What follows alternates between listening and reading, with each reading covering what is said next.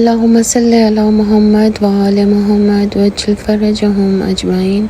السلام علیکم ویورز، کیسے ہیں آپ سب؟ ٹھیک ہے، امید کرتی ہوں آپ سب ٹھیک ہوں گے۔ تو آج ہم آئے ہیں نجف اشرف، تو بس ہم ایئرپورٹ سے گیسٹ ہاؤس آ چکے تھے، وہاں پہ ہم نے ریسٹ کیا، کھانا کھایا، اور ہم ابھی اپنے قافلے کے ساتھ نجف اشرف کی زیارت کے لیے جا رہے ہیں۔ تو آپ ویڈیو ضرور اینڈ تک دیکھیے گا۔ ہم اپنے کاروان کے ساتھ جو ہے حرم کی طرف جا رہے ہیں۔ آج جو ہے 27 تاریخ ہے اور 26واں روزہ ہے۔ تو صبح میں ہماری فلائٹ تھی اور ہم 6 بجے نجف پہنچ چکے تھے۔ تو ابھی تھوڑا ہم نے ریسٹ کیا اور ابھی ہم جو ہے حرم کی طرف جا رہے ہیں۔ تو آگے ویڈیو آپ ضرور دیکھیے گا۔ وہ اپنے ذہن میں آپ رکھیں، صرف اس زیارت کے لیے نہیں، آگے آپ کا جائیں، آگے جائیں، بغداد جائیں، جہاں بھی جائیں، چند چیزیں ایسی ہیں کہ جو ہمیشہ آپ کے ذہن میں رہیں۔ ہمارے استاد محترم کہتے ہیں کہ بعض اوقات انسان زیارت کے لیے آتا ہے۔ زیارت یہ ہوتی ہے کہ آپ آئیں، دور سے بیٹھیں، دیکھیں، زیارت کریں آنکھوں سے اور پھر واپس چلیں جائیں۔ لیکن وہ فرماتے ہیں کہ آپ کبھی زیارت کے لیے آیا کریں، کبھی ملاقات کے لیے آیا کریں۔ ملاقات میں یہ ہوتا ہے کہ آپ جاتے ہیں، بیٹھتے ہیں اور بات کرتے ہیں، حال حوال پوچھتے ہیں، کچھ وہ بیان کریں گے، کچھ آپ بیان کریں گے۔ جو آپ بیان کریں گے اپنے زبان سے کریں گے، اور جو آگے سے بیان ہوگا وہ الہام کے ذریعے ہوگا۔ مثال کے طور پر ہمیں یہ کہا جاتا ہے، مثلا ہم ادھر بیٹھے ہیں، ہمیں یہ کہا جائے گا کہ آپ جا کے بات کریں، ملاقات کریں گے، تو ہم اپنی ذمہ داری پوچھتے ہیں، تو مولا ہماری ذمہ داری کیا ہے؟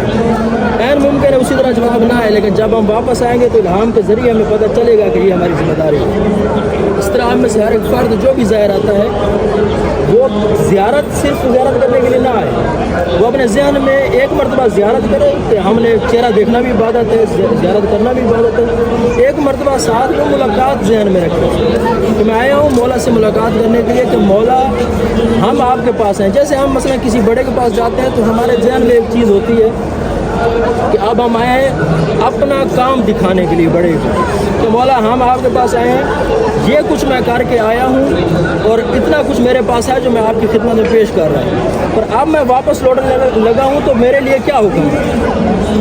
کیا میں جا کے اس میں کون سی چینجنگ کر سکتا ہوں؟ جب آپ ملاقات کی بات کریں گے مولا سے، ضرور اس کا رد عمل آپ کے ذہن میں آئے گا، اور جو رد عمل آئے گا وہ الہام کے ذریعے آتا ہے۔ یہ باقی زیارت کے بہت سارے فضائل ہیں۔ حضرت امام زین العابدین نے ابن مارو ایک صحابی ہے، ان کو ارشاد فرمایا کہ اے ابن مارو، یہ بات آپ ذر سے لکھ لو کہ جو بندہ بھی مولا امیر المومنین کی زیارت کے لیے آتا ہے، اس کے چاہے قدموں پر غبار لگے، جیسے ابھی لگا ہے آپ کے قدموں پر، اس کے جسموں پر جہاں جہاں وہ غبار لگے گا وہاں پر جہنم کی آگ اثر نہیں کرے گی۔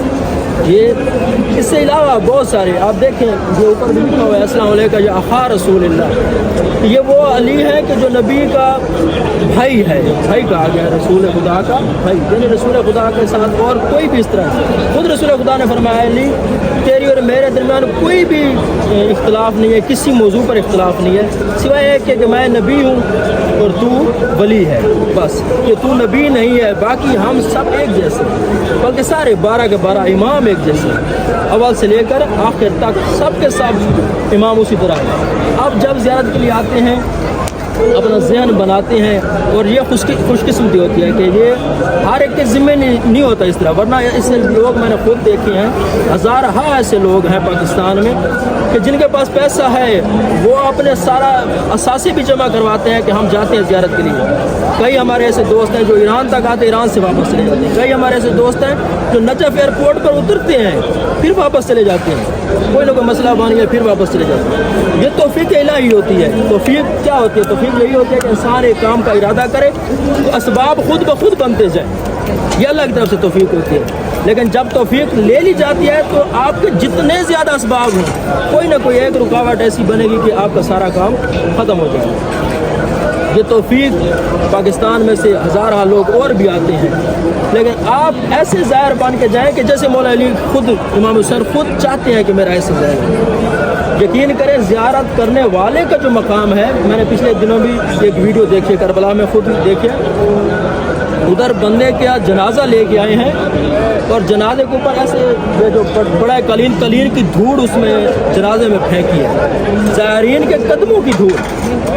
यानी उनका क्या मकाम होगा कि जो बज़ात खुद इस चीज़ के लिए हैं, तो एक ज़ायर का ये मकाम है कि उसके कदमों की धूल वो जनाजे के साथ लेके जाते हैं। यानी अगर ज़ायर अपना मकाम देखे कि उसका कितना मकाम है तो बहुत बड़ा मकाम है। आप करबला जाएंगे, यकीनन आपने जाना है, वहाँ पर भी और इधर भी आप 7 मरतबा जब ज़री सामने हो 7 मरतबा लब्बैक या हुसैन कहें या लब्बैक या अली कहें। ये इसलिए होता है क्योंकि करबला में इमाम हुसैन ने इस्तिग़ासे बुलंद किए थे मुख्तलिफ़ किस्म के। एक मरतबा जब इस्तिग़ासा बुलंद किया मौला अली असगर के लिए कि पानी चाहिए, तो इस्तिग़ासा बुलंद किया था, उस वक्त कोई जवाब नहीं आया आगे से। उस वक्त मौला इमाम हुसैन के लिए आपने वो जवाब देना है कि मौला हम आज हाजिर हैं, लब्बैक या हुसैन। इस तरह इमाम ने इस्तिग़ासा बुलंद किया था, हल मिन नासिरिन यंसुरना, कि कोई है कि जो मेरी मदद करे। आप में से हर एक फ़र्द साहिब अक़ल है, साहिब इल्म है, साहिब शऊर है, ये सोच सकता है कि मौला उस वक्त आप किस लिए मांग रहे थे हल मिन नासिर, क्यों कह रहे हैं कि मुझे मदद चाहिए। क्या मौला आपको इसलिए मदद चाहिए कि आपके ज़ख़म ज़्यादा है और पट्टी मरहम किया जाए?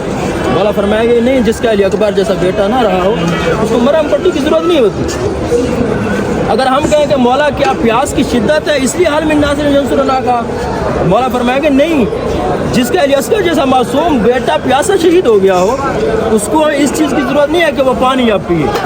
तो मौला फिर हाल में नासिर यंसुरना आ गया। आने भी हुसैन को ज़रूरत है।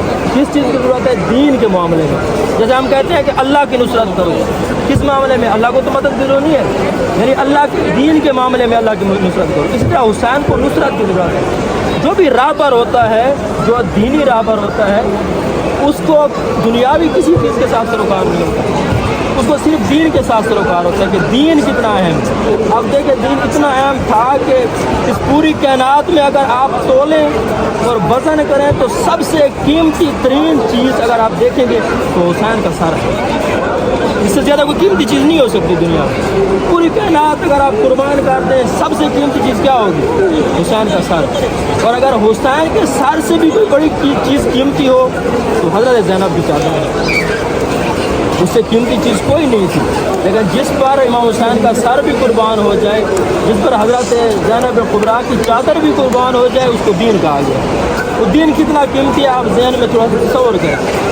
बस इस दीन में हुसैन को नुसरत चाहिए, इस दीन में हुसैन को कोई मददगार चाहिए। आप देखें हमारा ये एक फरीदा, हमने अपना फरीदा बनाया हुआ है कि हम ज़िंदा हुसैन को रुलाते हैं। हमसे मुराद मुआशरा, और जो हुसैन हमसे जुदा हो जाए उनको रोते हैं। यानी जब रसूल खुदा थे, रसूल खुदा को तकलीफ़ें देते रहे लोग, रसूल खुदा दुनिया से चले गए, रसूल खुदा को रोते रहे, मौला अली को रुलाते रहे, मौला अली दुनिया से चले गए, इमाम हुसैन को रुलाते रहे, इमाम हसन को रुलाते रहे। यानी एक हुसैन जाता है उसको रोते हैं, दूसरे को रुलाते हैं। अब हमारा इमाम ज़माअत अल्लाह ताला फरमाते जो उसी तरह वली है जिस तरह अली इब्न अबी तालिब वली थे, उसी तरह वली है जिस तरह इमाम हुसैन वली थे, उसी तरह वली है जिस तरह इमाम हसन वली है। क्या हम अब कहीं अपने अमाल से या कहीं किसी ऐसी वजह से इमाम ज़माअत अल्लाह ताला फरमाते शरीफ को रुला तो नहीं रहे? क्या हम उसी तरह इमाम के साथी बन के खड़े हैं जिस तरह इमाम को साथी चाहिए? ये एक लम्हा फिक्रिया है जो पहले मैं वैसे आज कर चुका हूँ। नजफ़ अशरफ सरज़मीन ऐसी है कि जिसके लिए खुदा ने खुद ये ज़मीन चुनी है, खुद खुदा ने ये ज़मीन चुनी है। आप देखें कि खुद मौला अली ने वसीयत में फरमाया था कि अरे हसन बेटा जब मेरा जनाजा लेके जाएँ तो एक मकाम ऐसा आएगा जहाँ पर कब्र बनी हुई होगी, और उस मकाम पे जाके आपने मुझे दफनाना है। क्योंकि मौला अमीर के अयाम है, तो जब मौला अमीर कायनात को ज़रब लगी है तो उस वक्त सहाबा मौला को साथ लेके आ रहे थे चंद जुमले मसाइल के, ताकि हमारी वो कैफियत बन जाए तो हम हरम में आप उस तरह जाएँ जिस तरह मौला चाहते हैं। तो मौला के साथ सहाबा भी आ रहे थे, तो मौला ने फरमाया है हसन बेटा मेरे सहाबा को कि आप वापस चले जाओ, अपने घरों को वापस लौट। अब देखिए मौला को तलवार लगी है, मौला का सर जख्मी है, कौन सहाबी ऐसा था कि जो वापस चला गया? सब ने कहा कि मौला हम कैसे जा सकते हैं। खुद इमाम हसन अलैहिस्सलाम ने फरमाया कि मौला वो आपके साथ आना चाहते हैं, वो कैसे जा सकते हैं। तो मौला अमीर कायनात ने फरमाया कि अली ये बात पसंद नहीं करता कि जब अली अपने घर में दाखिल होगा तो मेरी बेटियों के बैन बुलंद होंगे, मेरी बेटियों के रोने की आवाज़ बुलंद होगी। अली ये बात बर्दाश्त नहीं करता कि मेरे सहाबा के कानों तक मेरी बेटियों के रोने की आवाज़ चली जाए। अब देखिए कि मौला अमीर कायनात ने कितना बड़ा एहतमाम किया है। अब तक आप खुद कत्ल हो रहे हैं लेकिन फिर भी अपनी बेटियों की आवाज़ को भी बाहर नहीं जाने दे पा रहे। फिर जब ये सब चले गए और मौला अमीर कायनात घर में आए तो कहा गया कि मौला को दूध चाहिए क्योंकि दूध जहर का असर ख़त्म करता है। मौला को इतना दूध दे दीजिए जब तक जिंदा है जहर का असर ख़त्म होता रहे। ये बात दूध की जब फैली कूफा की गलियों में तो उस वक्त जो छोटे छोटे बच्चे थे अपने जाम लेकर दूध के जाम घरों में गए, अपने प्याले लेकर दूध के प्याले लेकर मौला की नगरी में आते हैं और कहते हैं मौला इमाम हसन को कि हम दूध लेके आए हैं। मैं कहूँगा मौला कितने खुशकिस्मत थे आप फिर भी कि एक मरतबा आपने दूध मांगा है, दूध की कीमत होती है लेकिन दूध गलियों में बच्चे लेके आ गए हैं। मैं कुर्बान जाऊँ उस अली अस्कर के लिए कि जिसके लिए इमाम हुसैन अलैहिस्सलाम अली अस्कर को अपने हाथों पे उठाए खड़े हैं और अश्किया की तरफ देख के कह रहे हैं ऐ अश्किया की कौम कैफा यतरौना यतलज़्ज़ा, क्या तुम नहीं देख रहे कि मेरा बेटा अली अस्कर किस तरह तड़प रहा है। पानी की कोई कीमत नहीं थी लेकिन इमाम हुसैन कैसे मांग रहे हैं पानी कि क्या तुम नहीं देख रहे कि मेरा बेटा प्यास से कैसे तड़प रहा है। इसलिए फरमाया इब्ने शबैब, इमाम सादिक ने फरमाया इब्ने शबैब जब भी आपने दुखों पर रोना आए, जब भी आपके घर को दुख लपेट में लेने रोना आ जाए तो मेरे हुसैन पर रोना। क्यों कि हुसैन वो है कि जिसको भेड़ बकरियों की तरह ज़िबा किया गया। अब जब ज़ियारत के लिए जाते हैं अपनी कैफियत बना के जाएँ कि जिस तरह वो कैफियत चाहते हैं। अभी हम इसमें दखूल पढ़ेंगे इंशाल्लाह और साथ ज़ियारत अमीनुल्लाह पढ़ेंगे। अंदर आप जाएंगे मुख्तलिफ दरवाजे लगे हुए हैं, आप अंदर जाएंगे तो आप हरम में घूमें। लेडीज़ की वैसे साइड अलग है लेकिन मर्दों की तरफ भी लेडीज़ आ जाती हैं बाहर की तरफ। आप अंदर में बाहर की तरफ से सब घूमें, बेशक लेडीज़ को साथ रखें। बिल्कुल अंदर हरम में जब जाएँ तो लेडीज़ अलग हो लेकिन बाहर से जो सर्कल बनता है उसमें आप जाएँ। बड़े बड़े मुज्तहिदीन की कब्रें वहाँ पर मौजूद हैं, बड़े बड़े आयतुल्लाह कोई की कब्र है। इसी तरह दरवाजे के साइडों पे भी नाम लिखते हुए हैं बीच में, वो आप उनकी भी ज़ियारत करते जाएँ। कौन कौन से मुज्तहिद जहाँ पे हैं उन पर साथ भी करें। साथ खुद मौला अमीर कायनात के साथ हज़रत नूह अलैहिस्सलाम और हज़रत आदम अलैहिस्सलाम की कब्र भी है, उनके लिए भी आप ज़ियारत के जुमले पढ़ सकते हैं। आप माशाल्लाह उस तरह नहीं है ज़ियारतों के लिए आपके मोबाइल में एक मफातिहुल जिनान मौजूद होनी चाहिए। आप जहाँ भी चाहे ऊपर सर्च करें कि इसमें दखूल कहाँ है, आप खुद बात में भी आ जाएंगे। ज़रूरी तो नहीं है मैं आऊँ या काफ़िला चला रहे हैं, आप खुद आएंगे, रात को है दिन को है 24 घंटे इसी तरह यहाँ पे खुला होना है। आप अकेले हैं, आपके पास किसी ने दखूल होना चाहिए, वहाँ पर खड़े होकर किसी ने दखूल पढ़े मोबाइल से। और अंदर भी सारी ज़ियारतें उसमें मौजूद है। ऊपर ज़ियारत सर्च करें, ज़ियारत अमीरुल मोमिनीन, ज़ियारत अमीनुल्लाह, ज़ियारत इमाम हुसैन, जो भी ज़ियारत सर्च करें ज़ियारत आ जाएगी। दुआ पढ़ें, साथ तर्जमे के साथ पढ़ें। एक दुआ है अब यान मुमकिन काफ़िला सलार भी आपका जल्दी में हो जाता है, जाना उन्होंने या कोई उलमा जो भी आएंगे जल्दी में वो जाना उन्होंने। आप इस तरह ज़ियारत करके ना जाएं कि हम आपके साथ हो, आप ज़ियारत करें और फिर वापस लौट जाएं, क्योंकि हम में से कोई भी फ़र्द है आपकी कैफियत को नहीं समझता। अब मैं यहाँ का रहने वाला हूँ, मेरी कैफियत और है। आप जो पहली मरतबा आ रहे हैं या एक हसरत लेके आए, आप उसकी कैफियत और है। आप खुद अलग से बैठें, ऐसे नहीं ज़ियारत करें। आपकी कैफियत तारी होने के लिए भी आपको वक्त चाहिए। आप उधर बैठे कुछ देर, हरम को देखें, लगातार देखें और अपने दिल में दुआएं लेके आएँ।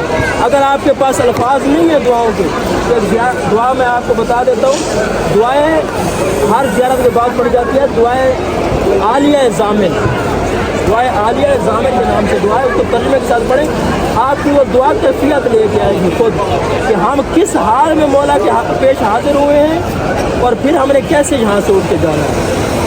आप अकेले आए, बाद में उधर बैठे, टाइम दें, क्योंकि आप टाइम ज़ाया ना करें। आपके पास चंद दिन है, अगर ये ज़ाया कर देंगे नहीं मालूम तो फिर आप यहाँ पर आ सकेंगे। टाइम ज़ाया ना करें, आपको जब भी फुर्सत मिले वहाँ से यहाँ पर आ जाए और जितना टाइम ज़्यादा आप मौला के साथ गुजार सकते हो उतना गुजार। होटल में बैठ कर उधर बैठ कर इधर उधर होकर टाइम ज़ाया ना करें। जितना टाइम मौला के पास गुजारेंगे वही आपके लिए है और वही सब के लिए। अभी हम ज़ियारत पढ़ेंगे इंशाल्लाह। بعد میں مفاد الجنان میں آپ کو دے دیتا ہوں.